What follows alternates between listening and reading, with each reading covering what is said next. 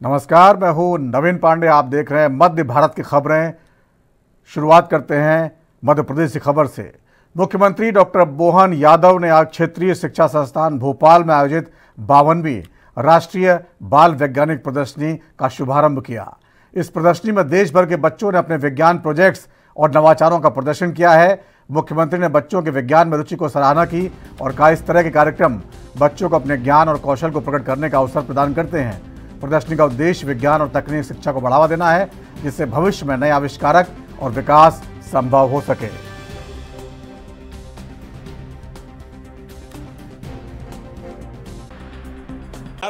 भारतीय लोगों को है सनातन संस्कृति के माध्यम से ये बात नीचे तक जाती। पतंजलि के योग के माध्यम से बात करें तो ध्यान में आता वेंटिलेटर तो अब बना है। जब हम कहते हैं कि प्राण कितने हैं शरीर में, तो आप बताइए, अब सबको मालूम पड़ गया वेंटिलेटर के कारण से 5 प्राण है। अभी तो प्राण 5 कहां है आप देखो। एक प्राण हृदय से लेके कंठ तक, जो हार्ट गया तो शरीर गया। दूसरा प्राण कंठ से के ब्रेन तक। तीसरा प्राण हृदय से लेकर नाभि तक। चौथा प्राण नाभि से लेकर नीचे पैर तक। अब किसी की भी कोई का ब्रेन डेड हो जाए तो अंगदान के माध्यम से उसकी बॉडी का उपयोग होता कि नहीं होता है। वेंटिलेटर के माध्यम से ये ज्ञान हमने नीचे तक पहुंचाया है। तो ये 4 प्राण तो है और 5वां प्राण पूरे शरीर में घूमता है। ये हजारों साल पहले पतंजलि ने बता दिया। इसीलिए तो हमारे अंगदान के माध्यम से, हमारे शरीर के माध्यम से किसी को हार्ट, किसी को किडनी, किसी को कोई और अंग दे, मुझे इस बात की संतोष है। अब हमारी सरकार ने तो इसी बात को प्रोत्साहन देने के लिए जो देहदान करता है। तो मुख्यमंत्री डॉक्टर मोहन यादव की अध्यक्षता में आज मंत्रालय में मंत्रिपरिषद की बैठक हुई है, जिसमें प्रदेश के विकास और जनहित से जुड़े महत्वपूर्ण विषयों पर चर्चा की गई। इस बैठक में कई बड़े फैसले लिए गए हैं। इसके अलावा मुख्यमंत्री ने मध्य प्रदेश यात्री परिवहन और इंफ्रास्ट्रक्चर लिमिटेड के संचालक मंडल की बैठक में भी हिस्सा लिया, जहां उन्होंने अधिकारियों को आवश्यक दिशा निर्देश दिए हैं।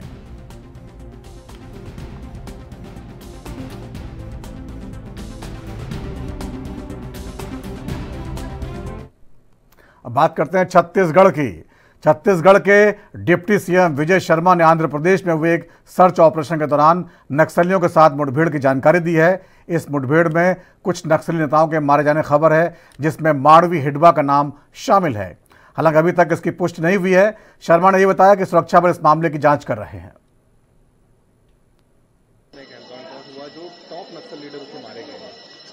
आंध्र प्रदेश में एक सर्च ऑपरेशन के दौरान एक एनकाउंटर हुआ, जिसमें कुछ नक्सली लीडर्स के न्यूट्रलाइज होने की सूचना है। उसमें कुछ नाम भी हैं, एक सीसी मेंबर जिसमें हिडमा का भी नाम आता है। तो ऐसे कुछ लोगों के न्यूट्रलाइज होने की सूचना है। कंफर्मेशन होना अभी शेष है। सर, आप रिसेंटली हिडमा के गांव कुंवरती भी गए थे और वहां से अपील भी किए थे सर कि आप वापस आ जाए, पुनर्वास करें। मैं जाकर के घर वालों से मैं मिला था, माता जी उन्होंने भी अपील की थी। वहां पर अन्य जितने नक्सल संगठन के लोग हैं, वारसे देवा वगैरह, उनके भी घर वालों से अपील की है। उन लोगों ने अपील की है वापस आ जाएं। मैं पुनः आपके माध्यम से भी अपील करता हूं कि शीघ्र वापस आ जाएं, समय भी बहुत कम है। सर, कंफर्मेशन की बात आ रही है कि कंफर्म नहीं हुआ, तो क्या प्रोसेस होते हैं जो कंफर्म करने? कुछ सामान्य जान पहचान का विषय अलग है, लेकिन तकनीकी आधार पर कंफर्मेशन होना अभी थोड़ा सी। उधर बस्तर के आईजी पी सुंदर राज ने बताया है कि 18 नवंबर को आंध्र प्रदेश में सुरक्षा बलों और नक्सलियों के बीच मुठभेड़ हुई। मुठभेड़ के बाद सुरक्षा बलों ने 6 नक्सलियों के शव बरामद किए हैं, जिसमें केंद्रीय समिति सदस्य माड़वी हिडवा का शव भी शामिल था। हिडवा पूर्व में PLGA बटालियंस का कमांडर था और आतंकवाद का चेहरा माना जाता रहा। इसके अलावा हिडमा की पत्नी और 4 अन्य माओवादियों के शव भी बरामद किए गए हैं। साथ ही मौके से AK-47 और गोला बारूद भी मिला है। आज दिनांक 18 नवंबर को छत्तीसगढ़ एवं आंध्र प्रदेश के सीमावर्ती ESR डिस्ट्रिक्ट में आंध्र प्रदेश सुरक्षा बल एवं माओवादियों के बीच में मुठभेड़ हुई। मुठभेड़ के उपरांत 6 माओवादियों के डेड बॉडी सुरक्षा बल द्वारा बरामद की गई। उनमें से ऐसा एक नाम है माओवादियों का central committee member Madvi Hidma, जो पूर्व में PLG बटालियन नंबर 1 का कमांडर भी रहा और आतंक का एक चेहरा के रूप में इसका पहचान है। उनका डेड बॉडी भी आज के मुठभेड़ में रिकवर की गई। साथ साथ जो माडवी हिडमा की पत्नी राजे एवं अन्य 4 कैडर्स कुल 6 माओवादियों का डेड बॉडी और काफी बड़ी संख्या में AK-47 और अन्य आर्म्स एम्युनिशन भी मुठभेड़ स्थल से बरामद की गई। माडवी हिडमा का इस मुठभेड़ में मारा जाना सुरक्षा बलों के लिए काफी एक निर्णायक बढ़त है। न सिर्फ दंडकारण्य स्पेशल जोन कमेटी इलाका, न सिर्फ बस्तर क्षेत्र का, संपूर्ण भारतवर्ष में नक्सल विरोधी अभियान के लिए ये काफी एक निर्णायक बढ़त के रूप में देखा जा रहा है। नक्सल मुक्त भारत, नक्सल मुक्त छत्तीसगढ़, नक्सल मुक्त बस्तर, ये संकल्प है। उसी संकल्प की आगे लेते हुए सुरक्षा बल द्वारा एक इंटीग्रेटेड और कोऑर्डिनेटेड एफर्ट लगातार की जा रही थी। बस्तर संभाग के अंतर्गत जिस तरीके से DRG, STF, Bastar fighters, cobra, CRPF, BSF, ITBP, SSB एवं तमाम सुरक्षा बल द्वारा लगातार माओवादी खिलाफ प्रभावी अभियान संचालित की गई, जिसके परिणाम स्वरूप वर्ष 2025 में काफी बड़ी संख्या में माओवादियों का टॉप लीडरशिप, जिसमें उनकी general secretary, central committee members, politburo members के। छत्तीसगढ़ के डिप्टी CM विजय शर्मा ने कहा, नक्सलियों के खिलाफ विभिन्न अभियान चलाए जा रहे हैं। हम सभी से सरकार की विभिन्न पुनर्वास योजनाओं के तहत मुख्य धारा में शामिल होने की फिर से अपील करते हैं। कई बार पहले अपील की जा चुकी है।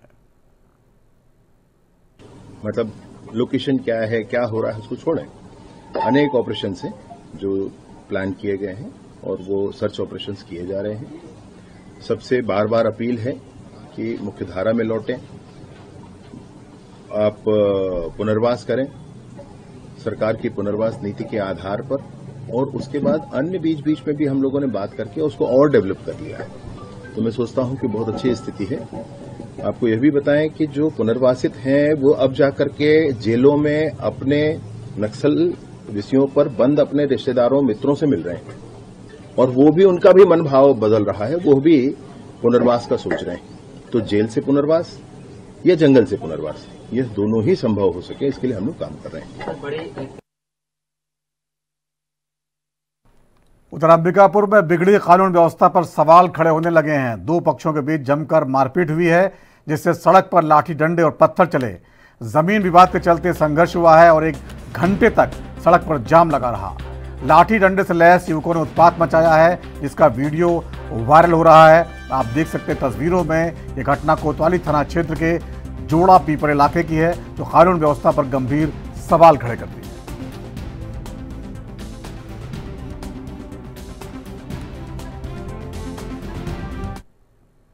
उधर भारतीय किसान संघ के अध्यक्ष कमल सिंह आंजना ने कहा है कि सिंहस्थ लैंड पूलिंग नोटिफिकेशन को निरस्त किया गया है।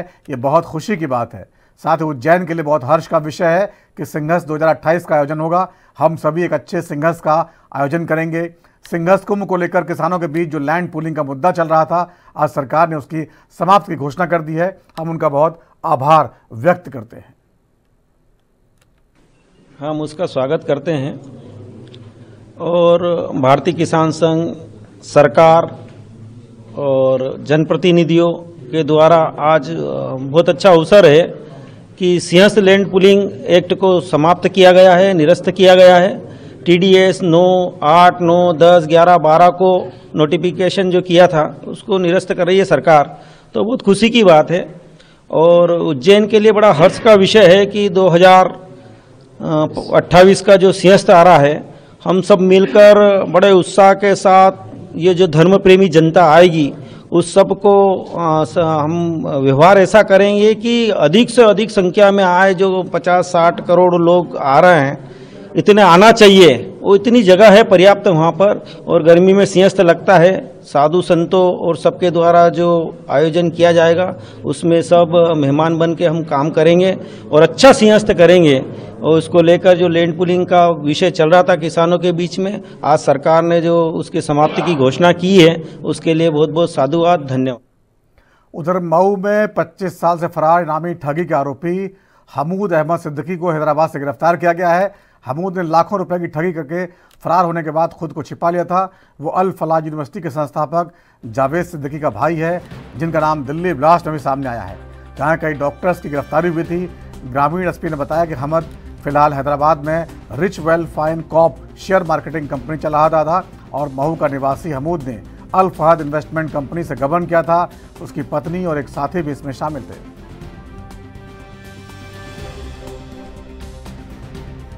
मतलब उनके जो फादर साहब थे उनके 3-4 पत्नी, लगभग 3 पत्नी थी, तो उनके बहुत इश्यूज भी थे, इश्यूज मतलब चिल्ड्रन भी थे, लगभग बहुत 16-17 भाई बहन हैं इनके। आपने बताया कि हमूद, उसकी पत्नी और एक अन्य कौन? अन्य का नाम एक व्यक्ति है, not being able to recall the name, but वो उनके फैमिली मेंबर नहीं है। हाँ, उनके फैमिली में। एक और सवाल, जो कंफर्मेशन बड़ा महत्वपूर्ण सवाल है, आपको कंफर्म कर दीजिए, ये जो अल-फलाह यूनिवर्सिटी का नाम जो आ रहा है दिल्ली फरीदाबाद में, उसका जो जवाद सिद्दीकी है उससे क्या संबंध है? हमूद का जवाद सिद्दीकी इसका बड़ा भाई लगता है। वो इसमें फ्रॉड केस में है आरोपी? अच्छा मैम, जो प्रॉपर्टी है जिसे ये माना जा रहा है कि मोहम्मद वो जवाद अहमद सिद्दीकी गई है, क्या अभी लीक है या सेल हो गया, क्या उसको लेकर क्या अपडेट है जो घर है Mohammad? I'm talking about Hamood Siddiqui. Hamood Siddiqui का यहाँ पे कोई प्रॉपर्टी ऐसा कुछ नहीं है। I think he has some landed property जिसका छानबीन हम कर रहे हैं। मैडम, ये नाम से जो इन्होंने कंपनी चालू करी थी, उसके बाद क्या किसी और नाम से भी इसने कंपनी चालू करी या इसी नाम से कोई कंपनी जो हैदराबाद में चल रही थी? हैदराबाद में जो चल रही थी वो रिचवेल फिनकॉर्प के नाम से चल रही थी, तो ऐसा कोई उस नाम से there was no name से। ये महू वाला जो फिनकॉम था, ये अल फहद था या अल फलाई था? अल फहद। कबीरधाम पुलिस ने ग्राम छूही नाला में जुआ गतिविधियों पर प्रभावी कार्रवाई की है। थाना बोडला की टीम ने गोपनीय सूचना के आधार पर छापेमारी की, लेकिन जुआरी मौके से फरार हो गए। पुलिस ने वहां से 24 लावारिस मोटरसाइकिल बरामद की हैं, तो जुआ खेलने के प्रमाण के रूप में पाई गई। इन वाहनों को स्वामित्व की पहचान के लिए परिवहन विभाग ने सत्यापन किया जा रहा है और फरार आरोपियों के खिलाफ कार्रवाई की जाएगी।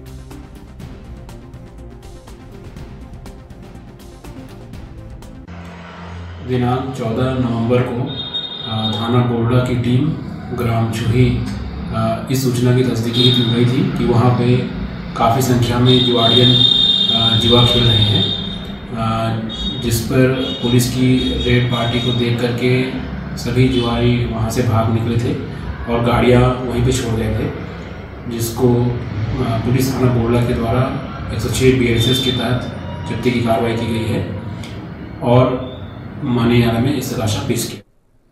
छत्तीसगढ़ के सरगुजा संभाग से एक तस्वीर सामने आई है, जिसमें गर्भवती महिला को एम्बुलेंस तक पहुंचने के लिए 2 से 3 किलोमीटर पैदल चलने के लिए मजबूर होना पड़ा। सड़क न होने की वजह से महिला के परिजनों ने इस झेलगी के सहारे उस अस्पताल तक पहुंचाया। ये तस्वीर राज्य सरकार की नाकामी को उजागर करती है, खासकर आदिवासी बहुल क्षेत्र में जहां सड़कें और बुनियादी सुविधाएं तक नहीं है। ये दृश्य सिस्टम की पोल खोलता है।